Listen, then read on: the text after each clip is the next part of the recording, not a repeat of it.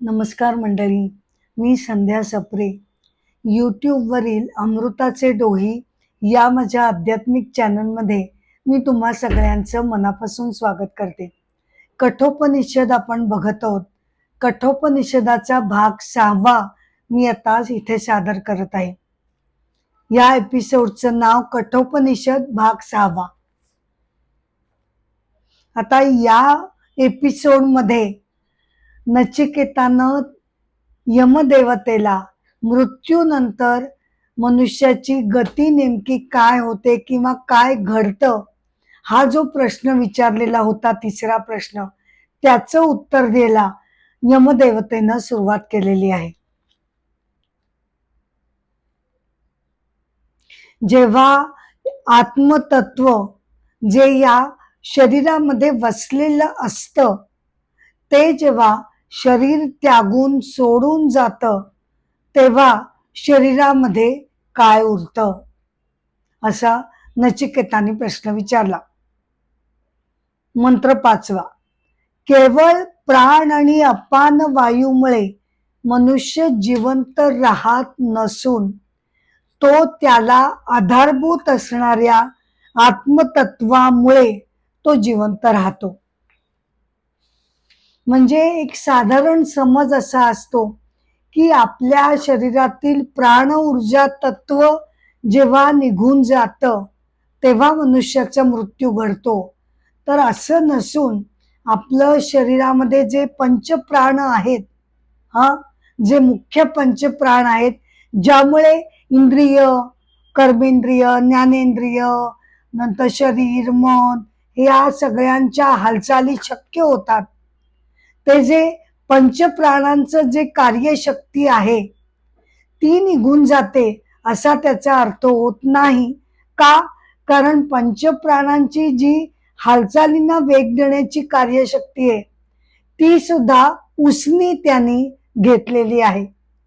मन घ्या, बुद्धी घ्या, इंद्रिय घ्या, पंचप्राण घ्या, प्राण अपान वायू घ्या, सगळ्यांनी ही जी ऊर्जा शक्ती त्यांच्यामध्ये आहे ती आत्मतत्वाकडनं त्यांना ती मिळालेली आहे.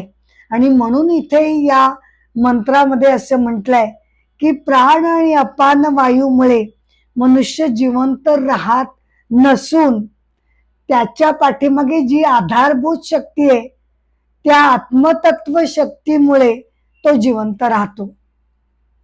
आता हे पंचप्राण कोणते? प्राण ज्ञानेंद्रियांसाठी, अपान मलमूत्र विसर्जनासाठी, उदान मरण समयी, समान पचनासाठी आणि व्यान सर्वांग्याला व्यापून असतो. मंत्र 6वा.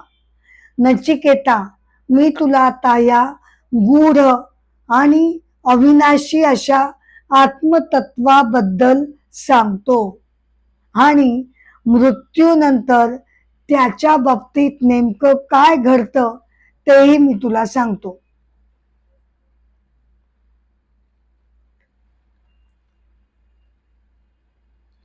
यमदेवता असं म्हणते की मृत्यूनंतर जे आत्मतत्व आहे ते कुठेही जात नाही. का?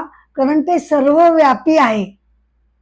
ते एका जागेहून दुसरीकडे जायला मध्ये काहीतरी स्पेस तर हवी ना. ते तर सर्वव्यापी आहे, त्यामुळे ते जागचं हलत नाही.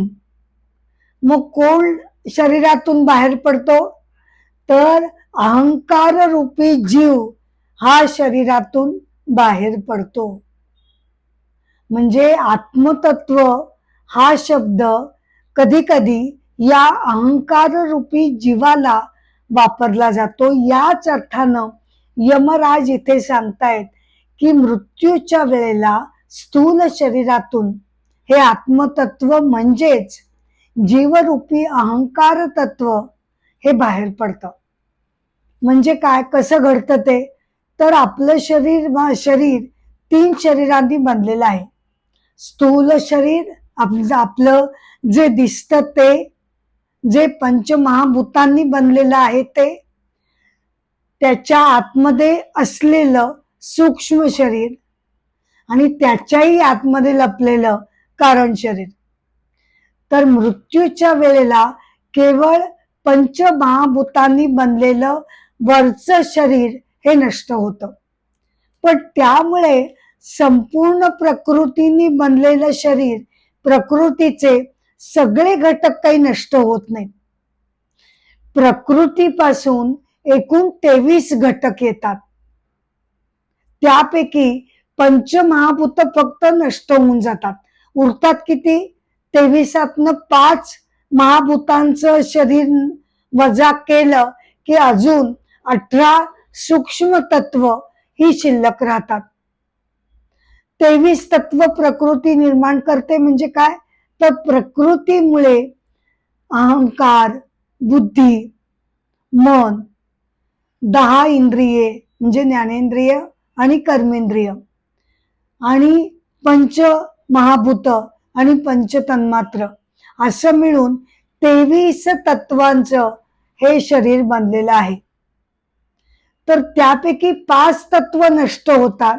18 तत्वांचं जे सूक्ष्म शरीर बनलेलं आहे ते या 18 तत्वांचं आहे. सूक्ष्म कोणती कोणती? 10 सूक्ष्म कर्मेंद्रिय, ज्ञानेंद्रिय, 5 तन्मात्र म्हणजे झाली 15. तन्मात्र म्हणजे काय? पंचमहाभूतांची प्रत्येक रंग, रस, रूप, स्पर्श, गंध या गुणांची सूक्ष्म तत्व म्हणजे तन्मात्र.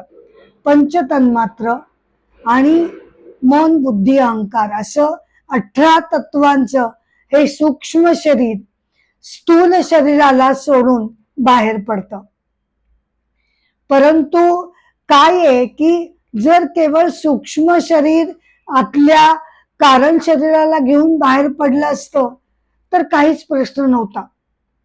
परत मग जन्म नाही, परत मृत्यू नाही, सूक्ष्म तत्व अवकाशामध्ये मिळून गेली असते. परंतु तसं घडत नाही, कारण प्रत्येक जन्मामध्ये जी कर्मांची साखळी चालू आहे आणि संचित रूपानं कर्मफळ जी साठवली गेलेली आहेत त्यातील काही ना काही भाग हा नेहमीच भोगाचा शिल्लक असतो. ते जे संचिताची जी बॅग आहे आज सूक्ष्म स्वरूपात ती सूक्ष्म शरीराला ती चिकटून असते आणि ती भोगण्यासाठी म्हणून पुन्हा पुन्हा सूक्ष्म शरीराला, जरी तो ह्या आत्ताच्या स्थूल शरीरातून बाहेर पडला तरी पुन्हा एकदा त्याला त्या संचितातील कर्मफळ भोगण्यासाठी पुन्हा नवीन शरीर धारण करावं लागतं. सूक्ष्म शरीर जेव्हा स्थूल शरीराला सोडून बाहेर पडतं तेव्हा ते आपल्या बरोबर हे 18 तत्व, कारण शरीर आणि त्याचबरोबर चिदाभास किंवा अहंकार किंवा परमतत्वाचं पडलेलं प्रतिबिंब म्हणजेच चिदाभास किंवा अहंकार रूपी जीव, हा जीवात्मा तो सुद्धा त्याबरोबर बाहेर पडतो.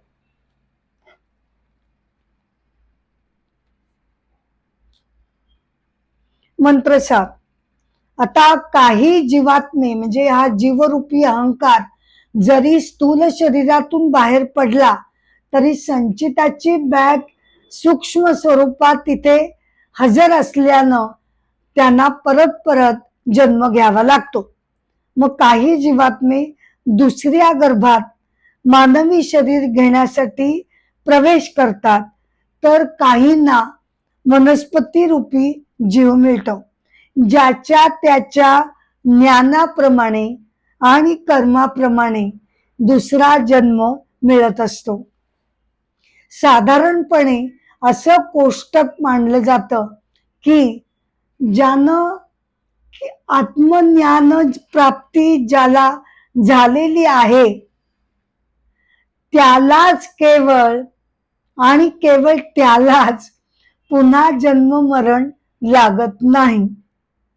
मरणाच्या पश्चात त्याचे जे सूक्ष्म शरीर आणि कारण शरीराची सूक्ष्म तत्व असतात ती अवकाशामध्ये मिळून जातात, कारण संचिताची बॅग तिथे सूक्ष्म स्वरूपामध्ये तिथे शिल्लक राहिलेली नसते आणि पुन्हा जन्म घेण्याचा त्यामुळे प्रश्न येत नाही. परंतु आत्मज्ञान ज्यांना झालं नाही त्यांची गती काय, तर जे सात्विकतेनं वागलेले आहेत, शुद्ध वर्तन, सात्विकता यांनी परिपूर्ण असलेलं जीवन ज्यांनी जगलेलं आहे त्यांना स्वर्ग प्राप्ती होते. मग रजोगुणाचं प्राबल्य ज्याच्या जीवनामध्ये अधिक आहे, म्हणजे सत्वगुणाने मनुष्य वागत नाही असं नाही, पण जास्त प्रमाणात रजोगुणाचं प्राबल्याने जो वागलेला आहे त्याची गती काय, तर मृत्यूनंतर पुन्हा त्याला पृथ्वीलोक मनुष्य जन्म प्राप्त होतो. आणि जो केवळ तमोगुणानेच वागलेला आहे, पापाचरण केलेलं आहे, वाईट कर्म केलेली आहेत, त्यांची गती म्हणजे नरक गती किंवा त्याला तिर्यक योनी असं म्हटलं जातं, म्हणजे पशु पक्ष्यांची योनी ही त्याला प्राप्त होते. म्हणून या मंत्रामध्ये असं म्हटलंय की ज्याच्या त्याच्या कर्माप्रमाणे प्रत्येकाला दुसरा जन्म मिळत असतो.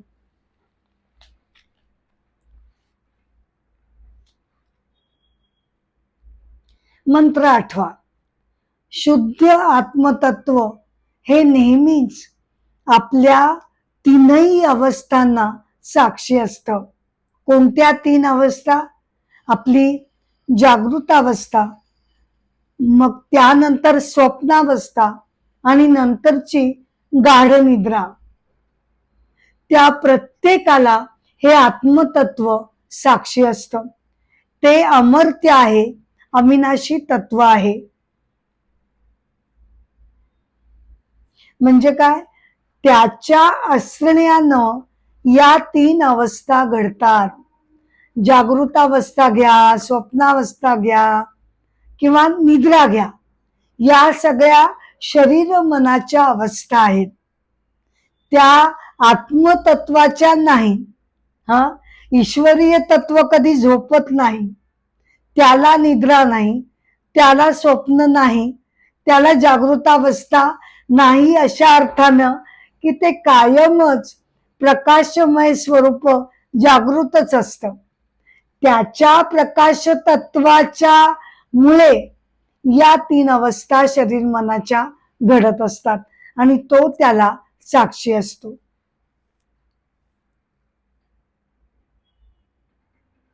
मंत्र 9.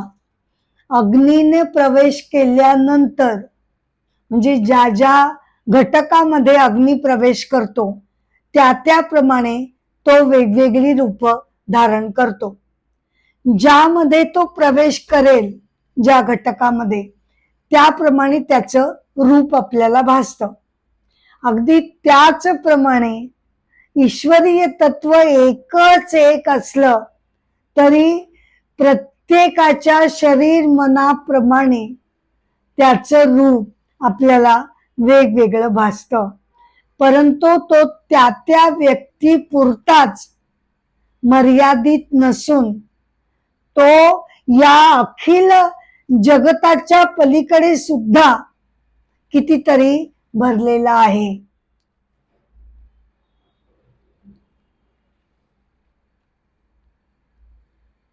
इथे मी कठोपनिषदाचा 6वा भाग, 6वा एपिसोड इथे मी समाप्त करते. त्यानंतरचा एपिसोड आपण पुढील भागामध्ये बघूया.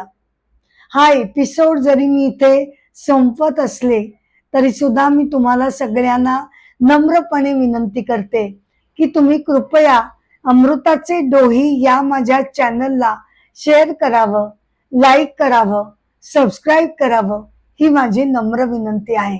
नमस्कार.